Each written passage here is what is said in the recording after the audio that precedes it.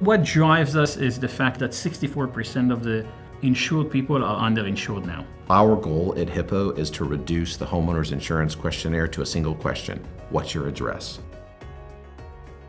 I would say that insurance still functions very similarly to the way it functioned 30, 40 years ago. One of the things that in Hippo that we're trying is try to think about ourselves not just as an insurance company that will pay whenever there's a catastrophe or something like that, but also can we be a proactive insurance company, meaning that we'll try to find some of the risk ahead of time. I believe that the most distinguishing feature of Hippo is the ability to provide our customers with an innovative, modernized insurance product. We actually want to bring the customer experience and the service level of the insurance industry to be on par with the customer support standards of Amazon, Disney, and these kind of organizations. Hippo's boiled it down to 3 basic data elements that you need to provide to purchase insurance. They need your name, they need your date of birth, and they need your property address.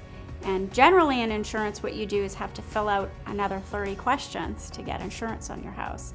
But Hippo's gone and purchased all that data behind the scenes on a real-time basis and pre-populated it for you. The thing that makes insurance work is data. Understanding what the risk is, pricing the risk appropriately so you can share that risk amongst hundreds of thousands of people.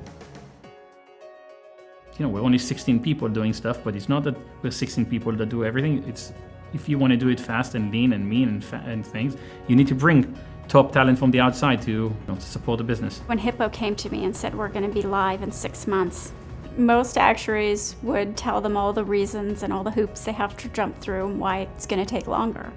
And I said, you want a filing approved in California in 3 months? Giddy up, let's go. I looked who are the top actuarial companies. I talked to all of them. Then I zoomed in on Milliman. We interviewed 15 to 20 partners until we found the partner that we worked with extensively. And now she's, in essence, an extension of the company. She's part of the team in many ways. Milliman is regarded, in my opinion, as the premier actuarial firm in the United States.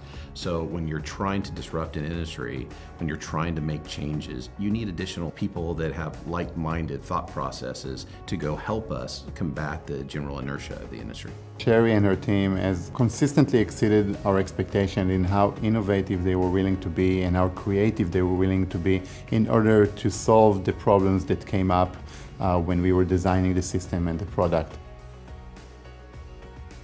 When you're looking at any industry, and our industry is no different, I think constantly questioning why we do things and what the purpose is critical. I think if you don't question it, you're going to find yourself doing the same thing 20 years from now, and you're going to find that you're behind. Today, insurance is about big numbers, it's about averages. In a decade, I think insurance is going to be a lot more specific and customized. It's going to be an evolving pricing and evolving risk mitigation. So it's going to be about different prices for different months, different risks that you're going to have, and also a lot more suggestion how to mitigate risk.